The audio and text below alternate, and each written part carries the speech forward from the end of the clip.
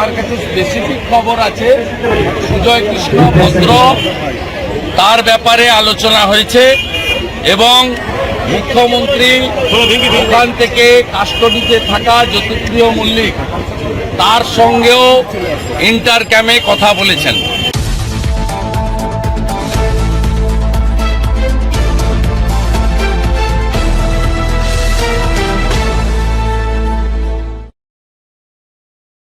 হসপিটালের সুপারের চেম্বারে সেখানে স্বাস্থ্য সচিব নিগম, কলকাতা পুলিশের মমতা কমিশনার বিনীত গোয়েল, ডিজির সুপার ছিলেন। সন্ধ্যে 7টা অবধি মিটিং চলেছে এবং আমার কাছে স্পেসিফিক খবর আছে সুজয় কৃষ্ণ ভদ্র তার ব্যাপারে আলোচনা হয়েছে এবং মুখ্যমন্ত্রী ওখান থেকে কাস্টডিতে থাকা জ্যোতিপ্রিয় মল্লিক তার সঙ্গেও ইন্টারক্যামে কথা বলেছেন।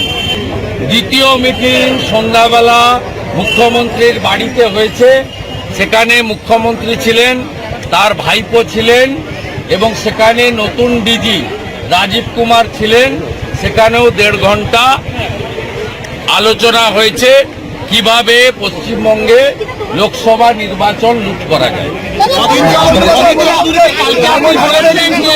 মুর্শিদাবাদে বহরমপুরে হারাবেন অধীর চৌধুরী আজকে বলছেন আগের বার আপনি তৃণমূলের সেনাপতি হয়ে এসেছিলেন, এবার বিজেপি নিজের দলের আগে নিজের আপনি আগে ঠিক করুন কাকে চোর বলবেন। উনি যাকে বহরমপুরে চোর বলছেন দিল্লিতে সেই তাদের সঙ্গে বসে বিরিয়ানি খাচ্ছে। ওনার নিজেরই ঠিক নেই, ওনার নিজেরই ঠিক নেই, নিজের পরিবারকে ঠিক রাখতে পারে না। কি গ্যারান্টি? গতবারে ওকে হারিয়ে দিতাম, হিন্দুরা ওকে ভুল করে ভোট দিয়েছে। এবারে কোনো হিন্দু ওকে ভোট দেবে না, সব হিন্দু পদ্ম ফুলে ভোট দেবে। ওই জন্য ওর ডিগি তবলার মায়াকে হারিয়েছে, মনোজকে হারিয়েছে বিধানসভা ভোটে। এবারে ওকে হারাবে হিন্দু, ও হিন্দু ভোটে জিতেছে।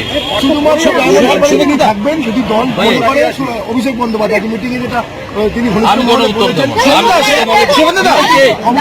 হরিদাস পাল তিনি হচ্ছেন ভাইপো, তার একমাত্র ডিগ্রি ভাইপো।